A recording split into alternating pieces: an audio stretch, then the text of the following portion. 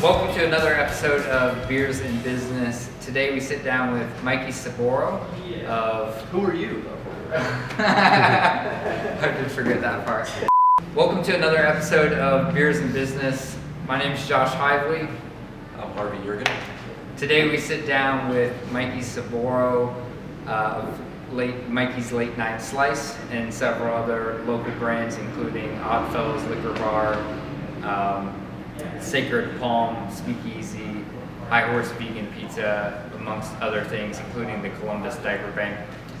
We talk about how Mikey got his start in the restaurant and bar industry, starting out scrappy with a shack in a parking lot and kind of carrying that mentality through into starting up other businesses. Mikey is the founder of the Columbus Diaper Bank, so we're taking this opportunity to raise some money for them. If you'd like to make a donation, you can go to columbusdiaperbank.org. We're drinking Zaftig's Mini Bomb Blonde Ale. Zaftig is in Worthington. They have a tap room there, and they just opened a spot on 5th, I believe, in the Short North. Go check them out. Those are great places, and they got great beer.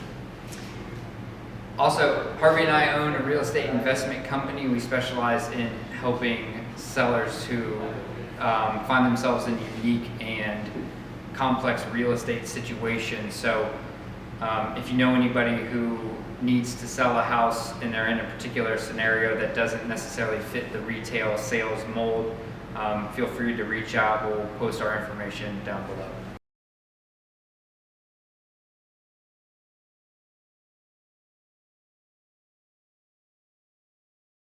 Today we're sitting down with Mikey Sorboro. Real quick before we get started, we've kind of, in recording this episode, we have a small live audience with us today, so at the end we'll do a quick Q&A. But also we've taken the opportunity to raise some funds for the Columbus Diaper Bank, which we'll talk about in a little bit, but if you want to go make a donation there, columbusdiaperbank.org. Mike, thanks for joining us. If you don't mind, maybe just give a little bit of intro, kind of who you are and maybe a little bit about your background. Yeah. So, my name is Mike Sorboro. Everybody knows me as Mikey because at one point during this thing, they thought Mikey was a better name to put on the sign than Mike, which I've always hated, but we can get into that a little bit later. I've owned Late Night Slice since we started it back in 2009. We were celebrating our 12th year, and if you would have told me 12 years ago we would have been doing this 12 years later, I would have called you a liar for sure. But here we are. We have 8 locations, a food truck in 2 cities, Cincinnati and Columbus, and we're about to open in northern Kentucky with a new Ovation music venue that's opening up down there. We also have another brand or two, Oddfellows Liquor Bar, the Sacred Palm, which is kind of we call it our Teak Easy. It's a little tiki speakeasy. Teak Easy, we're trademarking that, by the way. Teak Easy. And then we have a vegan pizza concept called High Horse Vegan Pizza as well. So that's what we've been up to these last baker's dozen years or so. Right on. And are you from Columbus originally? I probably should have mentioned a little bit about that. Originally from Cuyahoga Falls, Ohio, suburb of Akron. Been down here for about 20 some years now. Came down for college. Occasionally attended Ohio State when I went there. Didn't make it to the end, but that's all right. And yeah, live down in the Short North currently. My wife and I just bought a house in UA, which we're currently trying to move to, which is a really stressful situation, but we'll get into that again too, I'm sure. Thanks for the beers.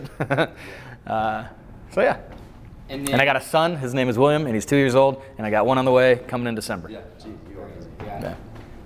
And then as far as like, so, you know, in the restaurant space now, have you always been in that space, or do you know? Yeah, it's not in this capacity, as in like an ownership capacity, but I spent the better part of my 20s working in restaurants, back of the house, bartending. I also DJ'd a lot throughout my 20s. So my first job when I moved down here for college was at the Max and Irma's at City Center. So that was where I still met some of my best friends and partners in that job from that restaurant job, just serving tables. Nice. Yeah. Do you guys remember City Center Mall? Anybody? Oh yeah. I remember Max and Irma's. Yeah. I think they shut most of those down. I know the one in Polaris they mostly shut down. at this point. But that was a really popular one back in the day. I guess it was. I think I remember going by the city center one time, but I think at that point it was closed, and maybe just before destruction, and I was younger, so. I got to know, you said that they thought Mikey was better than Mike on the signs. Who is they? And why? One of my partners, Jason, he's kind of been with me since the beginning. He used to work at a place called EJ's Canyon Cafe, and if this is going back really old school here, but a place named Gibby's. They used to be popular maybe 10, 15 years ago or so. He used to work there, and when they changed it from Gibby's to EJ's Canyon Cafe, he saw what having the owner, EJ, did to having his name on the sign, and it just made it like way more community, way more welcoming. Everybody was like, that's EJ, he's a cool guy, right? So when it came down to Late Night Slice, Jason was really adamant about, he's like, dude, you should put Mikey's on it, like put Mikey on it, like, and I fought it tooth and nail because I hate it. I still don't like it to this day, but I've wrapped my mind around it at this point. But it has worked out, I think, over the years. I'm not sure if having Mikey's on Late Night Slice is good for a national growth, but we're not national yet, so we'll see. But plans to go national. I would love to. And then, well, where did the idea for Late Night Slice come from? Or have you just always had a passion for pizza? Or? Not even a little. No. I don't come from pizza. I don't come from a restaurant background, as in like, my parents own restaurants. I've been in the business all my life. Not even a little, really. I liked eating pizza, and that was pretty much my pizza background. And that was, my dad occasionally made it at the house, which was cool. But I never was like, pizza is our thing. Pizza came from when I had the pedicabs, and that was kind of the first thing I ever did as far as like, I guess you would call it like an entrepreneurial thing. I had 5 pedicabs in 2008, and from riding on these pedicabs, you'd hear people at, when you're driving, the drunks home from the bar is like, where's the pizza by the slice in this city? And after hearing, that where's the pizza by the slice in this city so much, it was like, all right, well, where is it? And so let's experiment with pizza. But we weren't even making, when we first opened Late Night Slice, we weren't even selling our own pizza. We had no idea how to make it. So we were buying pizza elsewhere. And we had a deal. It wasn't like we were just like stealing pizza from like Donato's up the street and be like, it's Late Night Slice. Yeah, exactly. But we very, very quickly grew out of that, and then we started making our own, and the recipes that you guys taste today are the recipes that we developed during those first few months of figuring out how to make pizza. I quite literally learned how to stretch a ball of dough into a sheet of dough on YouTube. That's where my pizza comes from. That is my pizza prowess right there, is YouTube. That's funny. Yeah, and I think that's kind of, we'll see that again throughout your story today, just of that classic entrepreneurial thing of kind of seeing a gap in the market and then plugging it, if you will. Starting that business, from my understanding, there's kind of generally a lot of startup capital and things like that, risk associated with opening a restaurant. What would that look like for you guys? Well, it wasn't just like you described. I mean, that's one thing we've learned is how scrappy we were back in the day. In the beginning, it wasn't, let's grab a loan for $500,000 and open up a restaurant. That wasn't even something I could fathom at that point, because this was an experiment. I didn't know how to make pizza. I didn't know how to sell pizza. I didn't know if people would like pizza, where we thought it would be good to sell it out of. So I found this 140 square foot shack. It's approximately as big as this stage, maybe. Wow. It might be a little thinner. Anyway, it was 7 by 20. And that was the shack, the original one in the short north. And I asked my landlord if he wanted, if I could rent that from him. It was a storage at the time in this big parking lot. And he said, sure. I was like, I don't know what you're planning on doing with it, but I was like, I'm going to sell pizza. He said, good luck. And I got the health department in first thing, and I was like, hey, I have this idea. I want to sell pizza out of here. And they're like, all right, if you have this kind of sink and this kind of sink and whatever, then go for it. So I would ride my giant tricycle, which was the pedicab at the time, and, for like a week or two, you'd build up a little bit of money. I'd have like $1,000 saved up, and I'd get on like an auction site and buy like the cheapest piece of restaurant equipment that I thought I needed. And I didn't know what I needed because I'd never done this before. So I bought, had a prep table, a refrigerated pizza table that I got for like $300 at some like used auction, just absolute shit equipment. but it was cheap. And then I'd ride for another week or two and have enough money to go buy like a refrigerator that I thought I needed, and then another week or two and I'd have like a pizza oven that I found, right? So after doing that for a little while, you finally have like all the stuff I needed to make a pizza that I thought I needed a pizza, and then it was like, all right, we got all this equipment. Who knows how to make pizza? So, I guess the other way we did it, the other way to do it was, just bootstrapping the entire thing. It was an experiment purely at the time, so I treated it as such. I didn't want to go out and get, a ton of, I didn't want to go in debt because it wasn't appropriate, right? And would you say you're still kind of trying to operate from that same mentality now? It's funny how much we've gone, we've overcorrected, being scrappy is not a bad thing. It absolutely is not. And I recommend that to people who are thinking about getting into a business, whether it's, a food truck or whatever. You don't have to go out and spend. You don't have to go and risk your house. You don't have to go into debt $100 or $2,000 or $1,000 to do this. Like, you can get started so easily these days in pretty much anything. So I never recommend, especially if you've never been in the business before, going out and, with a heavy debt load, just because I think it's really unnecessary, especially when you're just figuring out if you're good at it, if people like your shit, and if it's something you actually want to dedicate your life to doing. Did you think you wanted to dedicate your life to pizza at that point? Once I saw a line, yeah. I mean, those first few weeks, we knew we were onto something when, the bars would let out Friday night and we had a line that was wrapped around the block. And there is nothing that is like more satisfying when you're doing a little project than to have like a line of business waiting to get what you're selling. Like, it is fucking awesome. Validation. Yeah, no, it is, absolutely. You're just like, okay, we're onto something. And I think that momentum is what made us, if we wouldn't have had that momentum, we probably wouldn't be here, right? Obviously.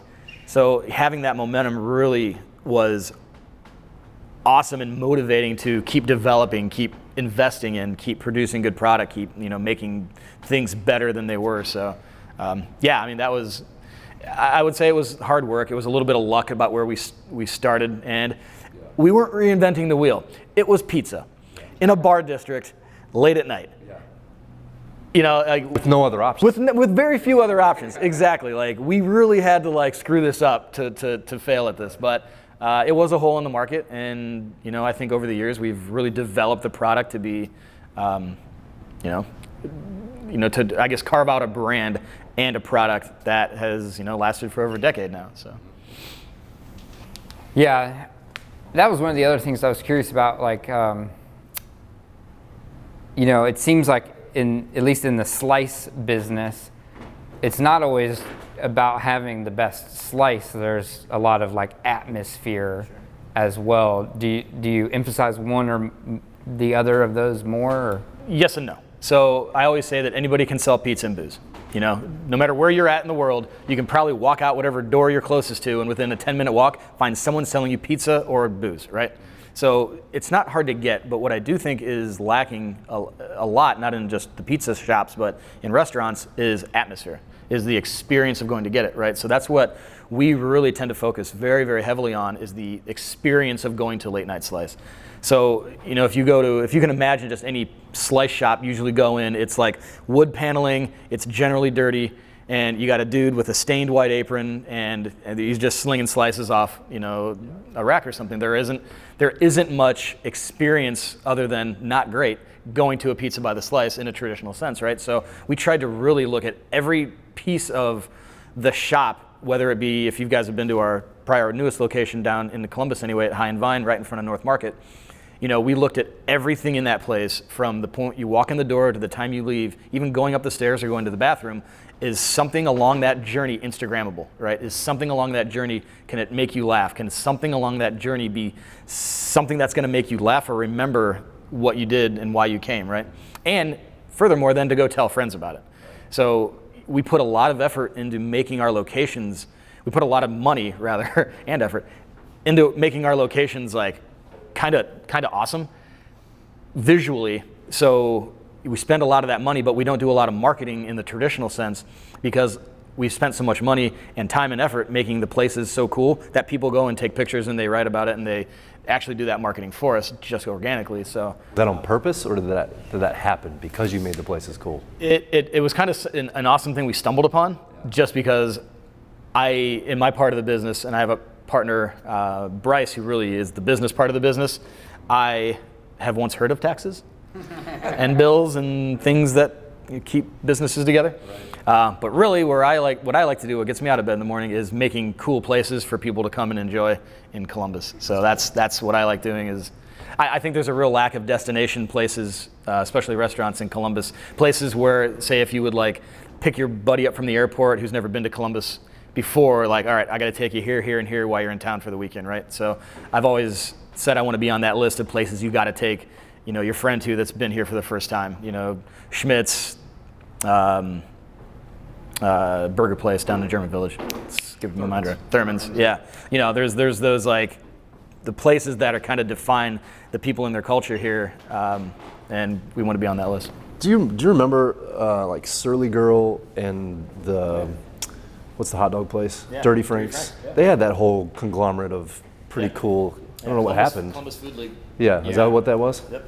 And then it just kind of. Yeah, the woman behind that, she, it was a part of probably of overextension. It was, sometimes you just get tired of being in the business, and without the kind of the leader there, it kind of fizzles. So, I mean, you can read all kinds of things that happened with that group, but it was a good group, and they had a lot of good concepts. Yeah.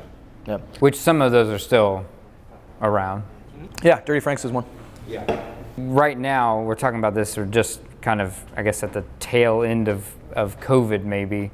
I think if any industry was probably more affected by COVID, maybe the restaurant industry, maybe hotels. Cruise ships probably the worst. I'm not sure. Well, Josh, we've had better years. I'm sure we could probably spend a whole episode just on that. But maybe we can kind of work through that real quick. I guess I'm kind of curious.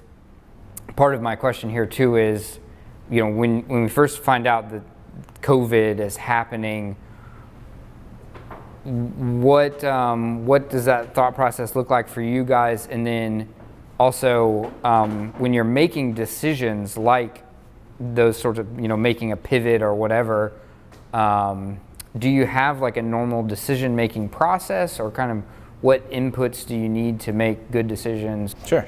Well, I'll bring you back to right around, March of 19, or March of 20 rather, when shit was starting to hit the fan, and we knew that restaurants were probably going to be affected. And I remember the day sitting in front of the TV and just being like, restaurants are, officially shut down, and I just, I just remember looking at that and oh shit, all right, this is crazy, because we have 150 or so people on payroll, and I knew they were going to have to be,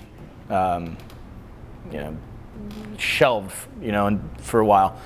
But going through that for restaurants, it was incredibly emotional, just because your entire, not just your livelihood is being paused essentially, indefinitely at the time, because you didn't know how long this is going to last, right?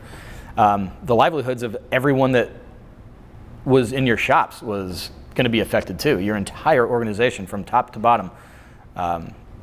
What we did that I think we did well is we acted very quickly, and we preserved whatever we had of the business that we knew was going to be the life raft to get us through. So, hard decisions were made about, slimming down our team. We're probably 50% of the team that we used to have as far as executive leadership. We are probably only at 70% of the staff that we have currently, from line level all the way up to managers. So, the decisions that were made very quick, and with the intention of being here when this all blew over. Because we thought the best thing that we can do for our entire crew and our brand and our business and our community and our fans and everything is be here when this is over. So if we can be here when this is over, then, we feel that that's the best path forward. We didn't not want to be here. We always knew we would be here after COVID. We didn't know what we would look like, but we knew we'd be here. So through that decision-making process, we had to make really tough decisions, but those tough decisions, and I recommend this for, I don't know if I'd recommend a pandemic for every business, but, having those moments where it's like, everybody get in here in the room, sit down, shut the door, we got some shit to decide. Having one of those moments is a good exercise, for anybody, any organization. And we don't have a ton of hindsight right now, but I can't wait to have more hindsight in all this. And I think that what's, the lessons are going to be is we're a better organization. And I think a lot of people that have made it through are better for having gone through it. I would imagine there was more turmoil, pain, discussion than we can gather from you telling that story. But it does sound like you guys made a pretty quick decision, and you were very decisive, and you moved forward. Was there things that happened before that in your history as a company, as a team, that prepared you for that? Yeah. We've had a number of hardships. We opened 3 locations in about 10 months in around 2017, 18, 19 area. That was our Hind Vine location, Cincinnati, and we did one other thing. I forget what we did. But anyway, stretching ourselves that thin in that kind of 2-year period was incredibly stressful, and we wouldn't know that pain until almost a year later when it all caught up to us. And there was a lot of oh shit moments, like, is the business going to make it? Because we've really overextended ourselves. There's quite a few moments that I think prepared us, but nothing can really prepare you for an entire shutdown like COVID. Situations that you cannot control. And that's a really good point. There is zero control, and that's, I think, the hardest part. No matter how much you're prepared, if you don't have control, there's not a lot, even the lessons you can learn, right? Were you involved much at or I guess during the pandemic, or even before or after? Do you spend much involvement with the city? I've been involved in city at the city level a number of times. I'm not currently, just because I think anybody who takes on stuff like that has an expiration date on it. It's usually like, I'll do it for a year. I was on a big food truck team that made food trucks legal to be on the streets of Columbus. Oh, cool. And we worked very, very close with restaurants, traditional restaurants, and we ended up crafting one, I think, the most progressive food truck laws really in the country. Because there's been plenty of cities that have modeled what they do off of what we do. That's why you guys can go to food trucks almost anywhere on the streets, parked out in front of restaurants, in the busy business districts. There's food truck parks, stuff like that. When you park a food truck in the middle of the short north and there's a restaurant owner there going, fuck you, get out of here, you can't just drive up, and then there's a lot of having to come together and been like, listen, having this truck here isn't a bad thing for you, because more brings more, right? The more vibrant the district is, the more reasons there are to come here, the more people are going to come here, and not everyone wants to stand around and eat dinner while standing up. They're probably going to go to your restaurant and have a drink or whatever. So that was a really hard ask to get food trucks to be accepted as much as they are right now. So and I did my year and I was like, all right, new dealer. Yeah, and I love that more brings more mindset.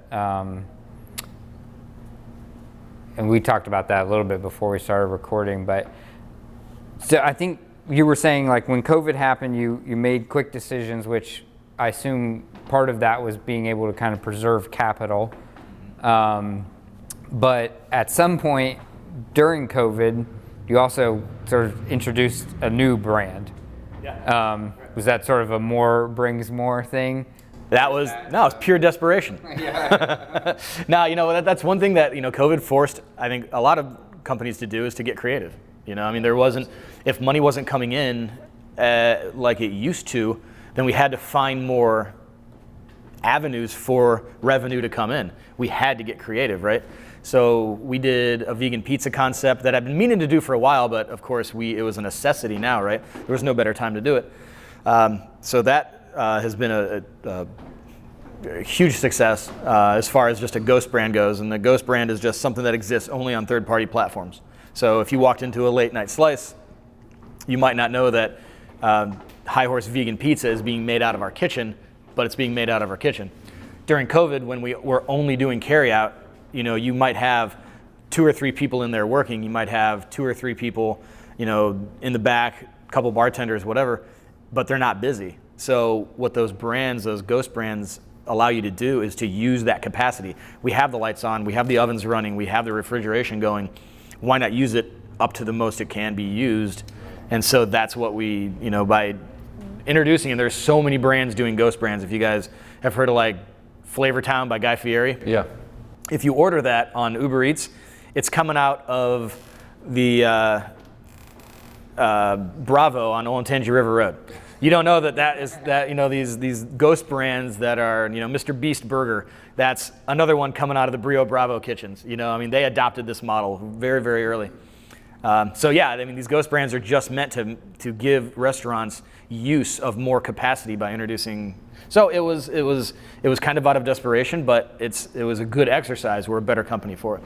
So when you said that you had that idea in the past, the idea wasn't necessarily around vegan pizza. It was about utilizing underutilized capacity? Well, both. So the specific brand was actually vegan pizza. We wanted to do vegan late night slice. We didn't want to do arugula and pine nuts and a balsamic drizzle on pizza. There's plenty of people doing gourmet pizza, and that's great.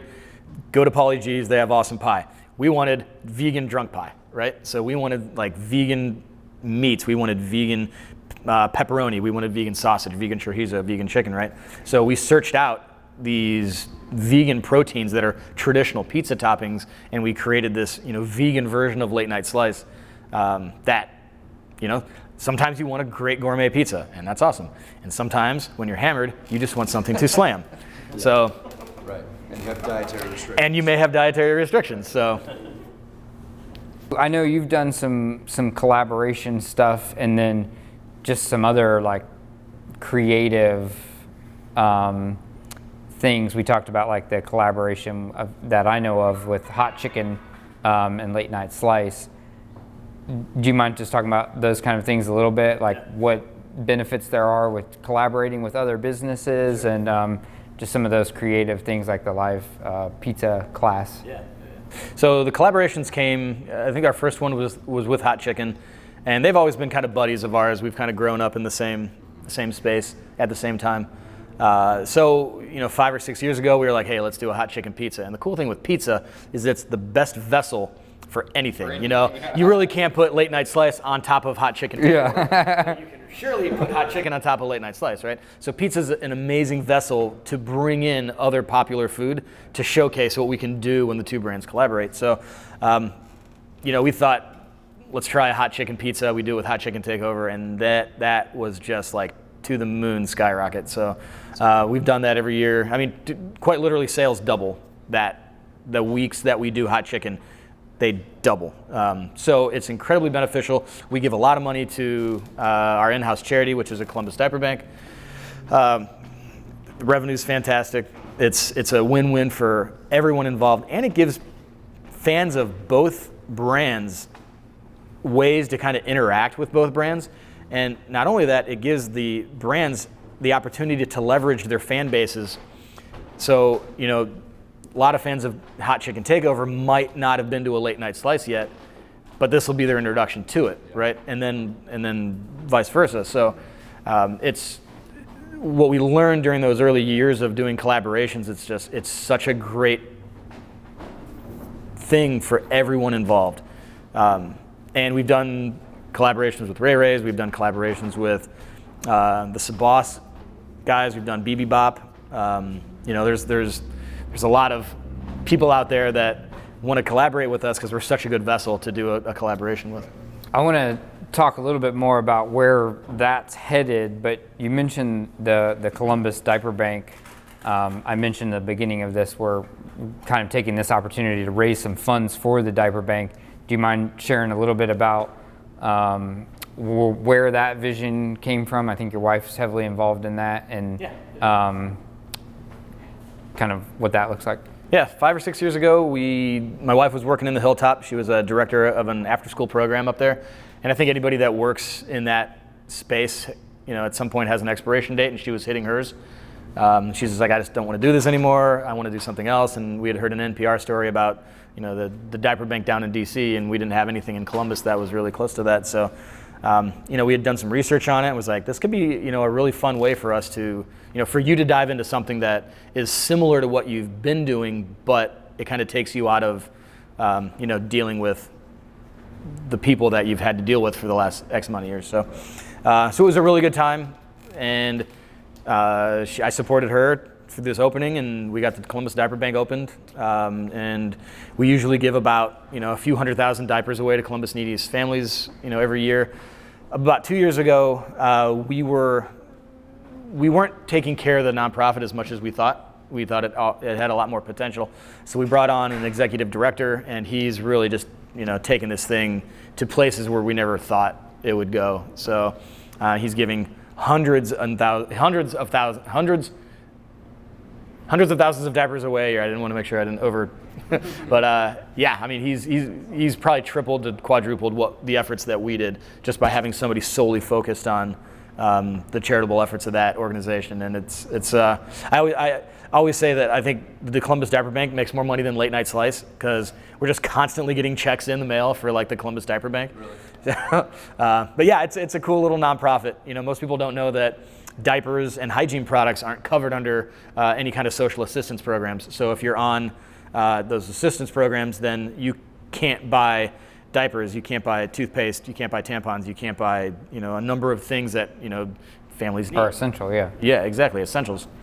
Deodorant is another one. So by just having the help of diapers, we've really helped families be able to not worry about that and to put that money towards something else like an electric bill or just keeping the lights on or keeping them in place.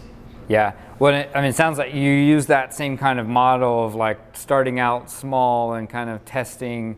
I think when we talked recently, I think you referred to it as a micro agency. Yeah, micro nonprofit, yeah. Yeah, so just kind of getting a little bit of proof of concept. And then, people talk a lot about kind of replacing themselves in their business for the sake of growth.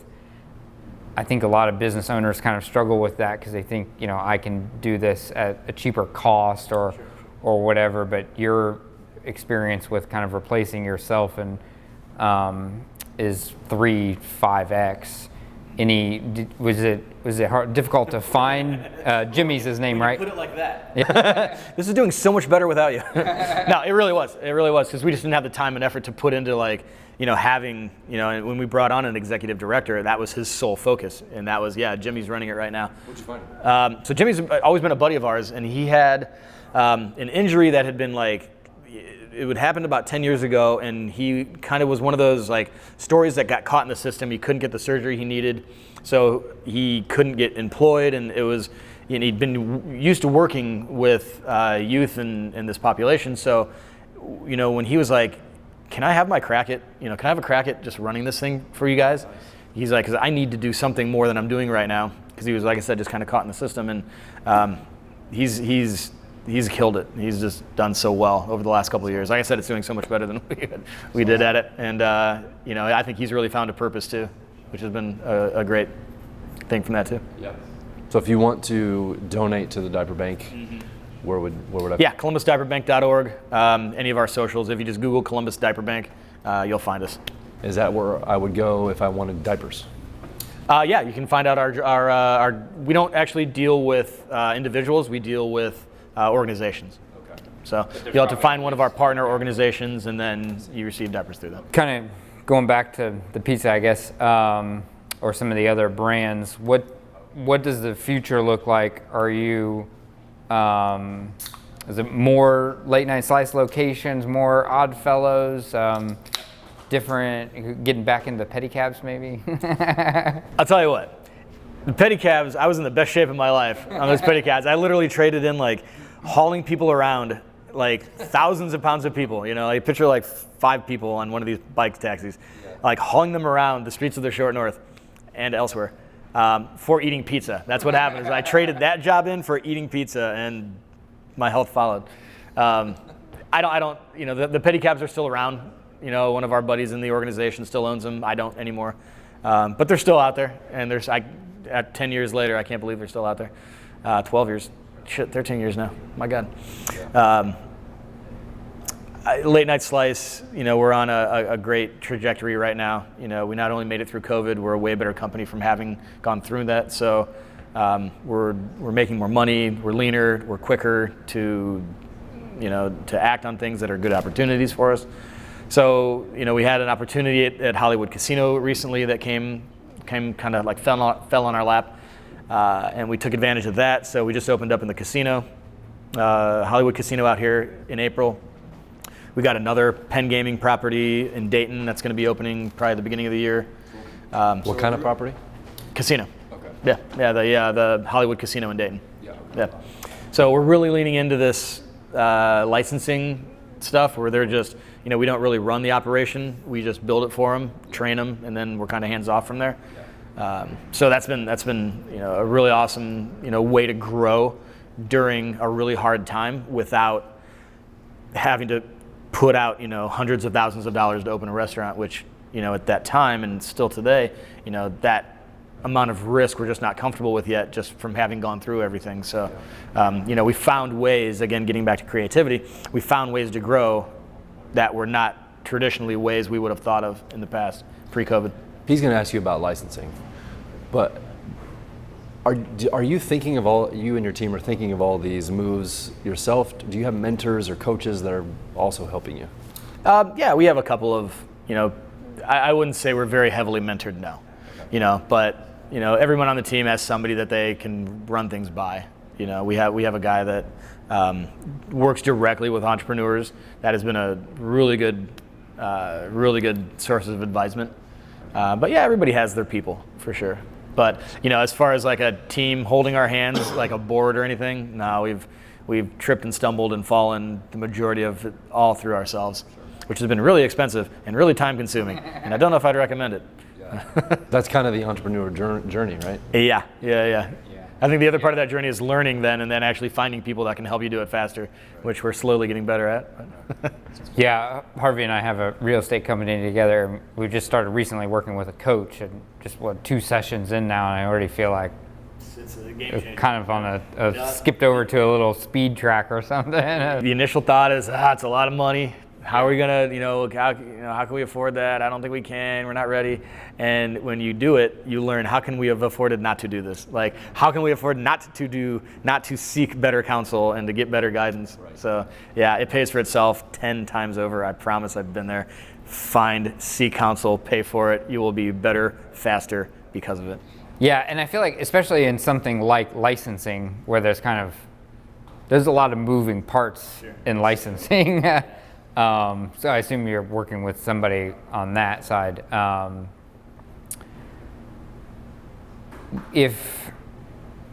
Do you have a vision for the licensing? Do you have like a goal of how many stores you want in a certain amount of time, or? We're so new into this. We don't exactly have a goal yet because, it's kind of Penn Gaming's decision on that. But being a partner with Penn Gaming is awesome.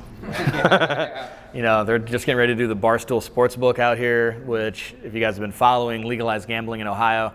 There's been lots of bills introduced lately, so they're working their way, through the legislature. But hopefully we'll have legalized sports gambling here pretty soon, which means a Barstool Sportsbook out there.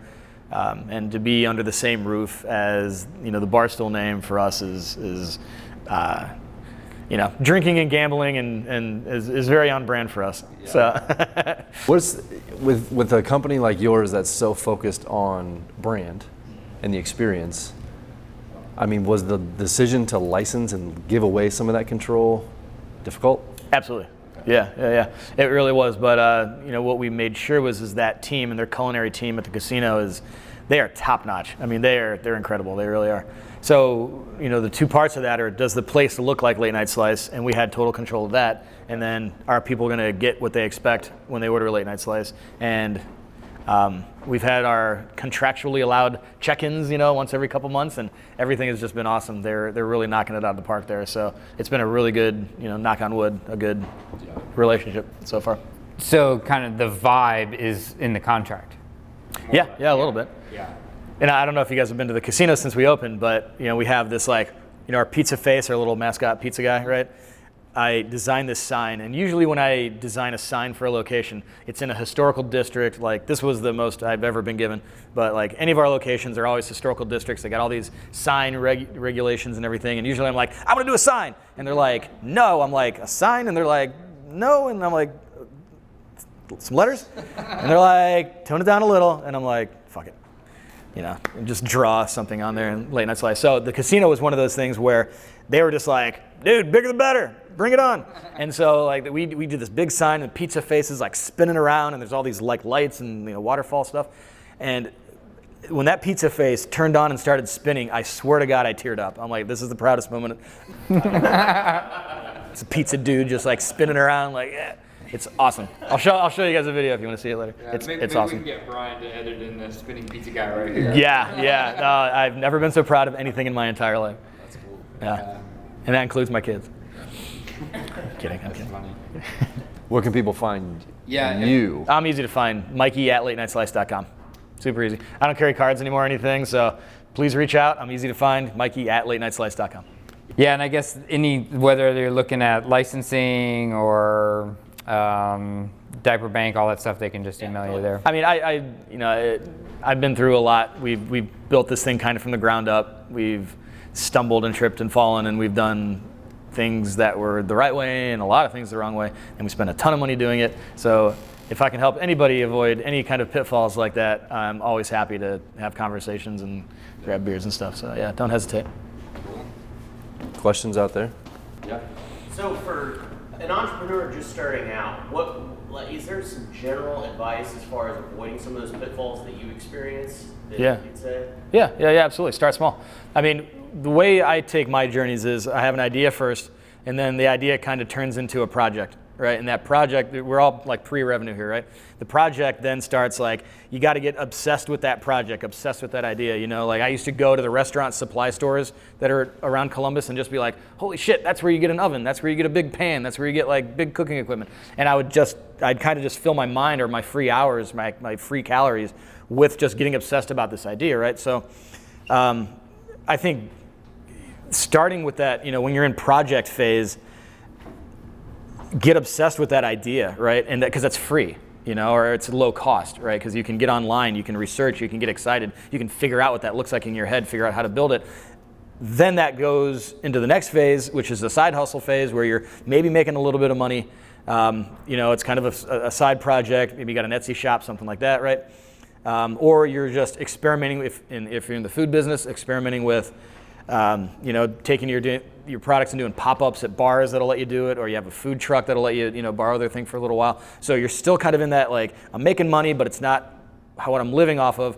And then if your side hustle, is really killer, and you want to then dedicate your life to doing this, moving on to an actual, business. And I think then at that point you really become an entrepreneur because you're, surviving off of the thing that, you're surviving off your idea that went from project to side hustle to business. So that's kind of the method I recommend going for, because what I don't recommend doing is going out and spending hundreds and hundreds of thousands of dollars, especially on an idea that you don't know if you're going to like yet, right? So if you come from, a place where you've worked for a business and you're like, I want to do my own version of that because I know the business inside and out and I know the intricacies and I know how I can do it better, then sure, that's a lot less risk. But if you're just thinking like, I want to start a food truck, I'm tired of working in this office, do it cheap. Yeah.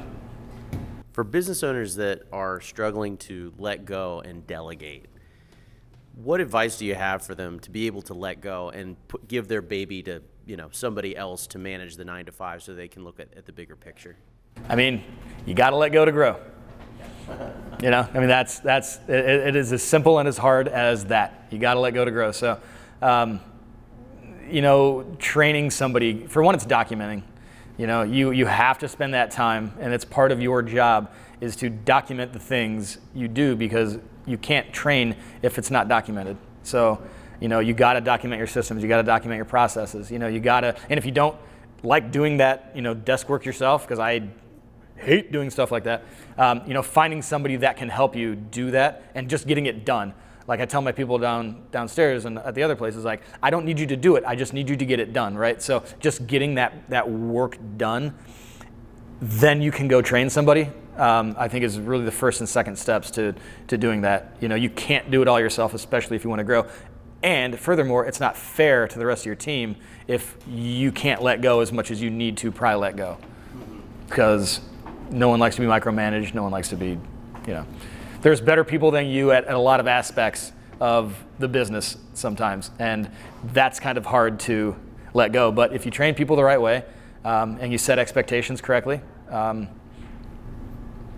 Where in your journey with Mikey's Late Night did you realize, okay, we need to start documenting and we need to start delegating and training? It's really funny because as far as documenting our processes, we knew we wanted to grow, so we started doing that early. And there's always people that force your hand in doing some of this stuff. And we had a guy worked with us very, very early on, and his name was Lindsay, great dude. And Lindsay needed direction in such great detail that our list literally started: unlock door, turn on light. Swear to God, we still have this form somewhere that it was like, step 1 to opening late night slice. Open door, turn on light. And that's how it started. So that, we're like, all right, we got to get really granular with this. Like, it needs to be step by step so anybody can grab that, walk in the door and do the thing based on how you've explained on paper or video or however how to do that job. So, Thanks. oh yeah. Thanks a lot, guys. That was a lot of fun. Totally.